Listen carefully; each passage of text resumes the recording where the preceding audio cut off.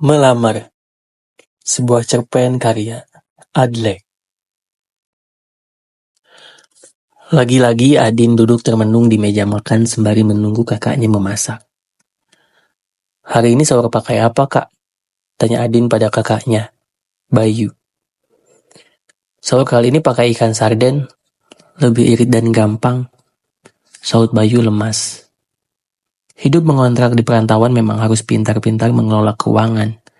Untungnya bulan ini bertepatan dengan bulan puasa, di mana seharusnya pengeluaran akan lebih sedikit bagi mahasiswa, jika pintar memilih masjid mana yang sering berbagi takjil dan nasi kotak. Bagi Adin dan Bayu, masjid sudah menjadi rumah keduanya di perantauan.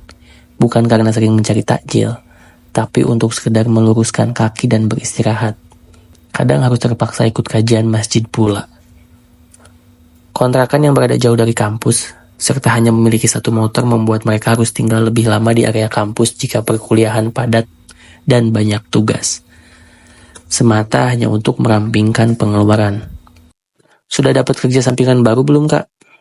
Adin membuka obrolan. "Belum, zaman sekarang mana ada orang yang mau nerima barista cacat," ketus Bayu. "Tapi kan lu jago banget meracik kopi, Kak. Selalu enak lah pokoknya." Adin mencoba menghibur. "Gue gak pede, Din. Ini nih, orang kayak gini gak bakal bisa sukses," ucap Adin. "Gimana mau hidupin anak orang kalau buat diri sendiri aja belum becus?" "Berisik," sentak Bayu lalu pergi ke kamarnya, meninggalkan beberapa suap nasi di atas piring. "Deh, umur udah tua tapi kelakuan kayak bocah," Adin menggerutu. "Gak sholat subuh lu tadi?" tanya Adin sinis. "Percuma puasa tapi gak sholat." "Gue puasa, gue sholat, gue waras," tegas Bayu. "Gue gak lihat tuh lu sholat," ucap Adin lagi. "Justru lu yang gak sholat." Bayu menunjuk Adin yang sedang duduk di jendela kamar. "Dari segala hal apapun, gue itu lebih unggul dari lu, Kak. Ingat," ketus Adin. "Kuliah aja gue udah beres." "Berisik, hari ini gue ada kelas. Gue mau pergi ke kampus," ucap Bayu kesal. "Lu gak usah ikut," Adin merengut. Tidak ada kesulitan bagi Bayu mengoperasikan motor Beatnya dengan hanya satu tangan, selagi tangan kanannya masih berfungsi normal. Saat perkuliahan terakhir sedang berlangsung, Bayu terfokus pada pintu kelas yang terbuka. Dia melihat Adin yang baru saja lewat depan kelasnya. "Ngapain lagi itu bocah ada di kampus?" ucap Bayu dalam hati. Seusai perkuliahan, Bayu bergegas pergi ke taman belakang, tempat nongkrong sepi favorit Adin di sana. "Lu ngapain ke kampus?" tanya Bayu heran. "Bosan gue di kontrakan," Adin menghela nafas. Mata mereka saling menatap tajam. Hembusan angin membuat suasana semakin asri dan nyaman. "Kak, gue mau curhat," ucap Adin membuka obrolan serius. "Apa?" jawab Bayu pasrah. "Gue mau melamar cewek. Lebih tepatnya akhwat," ucap Adin polos. "Ngaco lu," sentak Bayu kaget. "Seriusan?" Adin menaruh kedua tangannya di atas paha. "Sudah seminggu ke belakang ini gue perhatiin akhwat itu." "Jangan ngaco, Din," sela Bayu. "Namanya Ayu. Dia solihah, dia pinter, dan dia cantik," tambah Adin. "Lu jangan aneh-aneh deh." Bayu tetap meyakinkan Adin. "Aneh apanya, Kak? Kuliah gue udah beres. Penghasilan gue ada. Meski freelance, dan gue siap bertanggung jawab menafkahinya lahir batin. Kurang apa lagi coba?" ucap Adin yakin. Bayu hanya bisa menghela nafas panjang. "Lu takut dilewatin?" ketus Adin. "Umur kita cuma beda 1 tahun, Kak.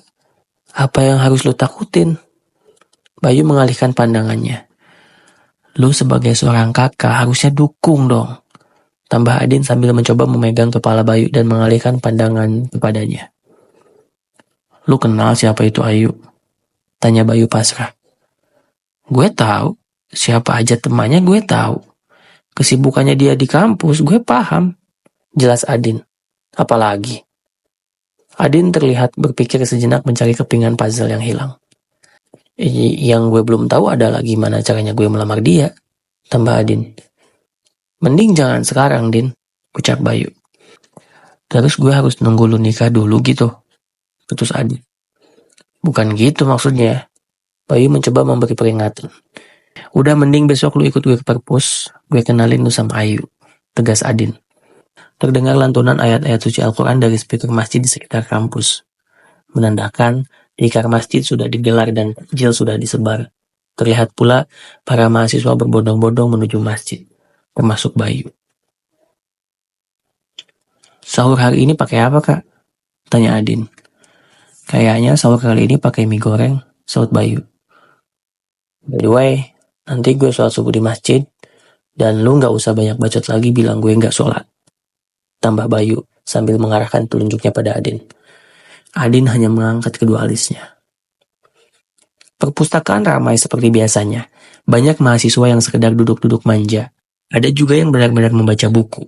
Bahkan sebagian mahasiswa ada yang mengisi ruang khusus meeting meski sebenarnya hanya dipakai untuk kerja kelompok biasa. Itu orangnya, tunjuk Adin, yang pakai kerudung lebar, pakai gamis kotak-kotak. Kayaknya gamisnya ban flanel deh. Keren. Terus pakai sepatu putih. Iya, gue lihat. Layaknya seorang mata-mata, Bayu duduk di pojok perpus, menaruh dagu di atas meja dan menutupi pandangannya dengan sebuah buku. Sesekali mengintip. Iya, cantik, ucap Bayu pelan. Terus apa? Ya udah, bantu gue bilang ke ibu dan ayah, pinta Adin. Bayu tersentak kaget dan menghentak meja. Wajar saja semua pengunjung perpus menatapnya dengan tatapan tajam, termasuk Ayu. Dengan sedikit gelagapan, Bayu beranjak dari kursi dan pergi keluar perpus. Gue tahu lu pengen banget nikah muda, ucap Bayu. Di usia lu yang sekarang 25 tahun itu sudah cukup pantas. Terus nunggu apa lagi? Tanya Adin. Cuma untuk sekarang waktunya kurang tepat, Din. Jelas Bayu. Waktu apa lagi sih, Kak? Sekarang bulan Ramadan. Besok Syawal. Syawal itu bulan yang baik untuk nikah. Jelas Adin. Gue bingung cara jelasinnya gimana, ucap Bayu. Atau gini, gue udah sempet bikin CV ta'aruf gara-gara ikut kajian di masjid tahun lalu. Nah, lu cukup jadi perantara ta'aruf gue sama Ayu. Jelas Adin sedikit memaksa. Gak semudah itu, Din. Bayu pasrah. Terus gue harus gimana? Masa ya gue langsung samperin Ayu dan bilang gue mau melamar dia? Ucap Adin tegas. Aneh lu. Mending kita bahas ini di rumah saat kita kumpul sama ibu dan ayah. Bayu membujuk Adin.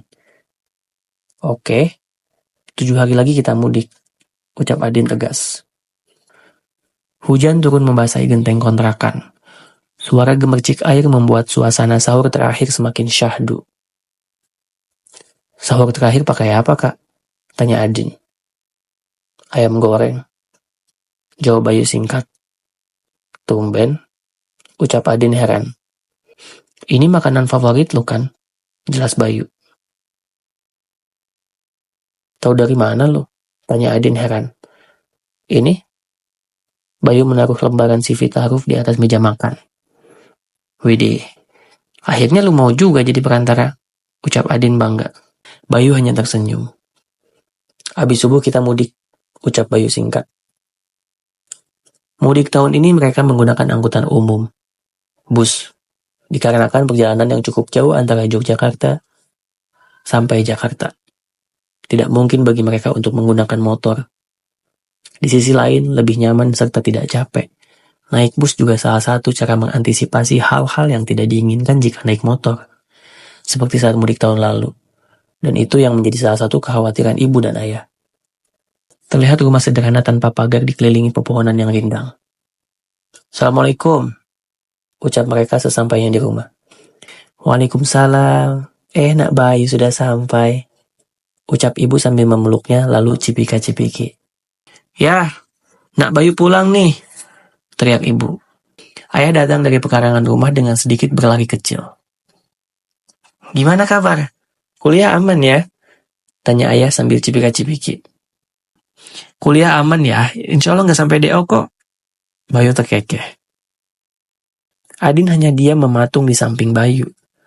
Terlihat matanya sedikit berkaca-kaca. Sana istirahat dulu, Nanti sore kita ziarah ke makamnya Adin. Ucap ayah singkat lalu kembali ke pekarangan rumah. Masih mau bahas melamar? Tanya Bayu kepada Adin sambil mengangkat kedua alis.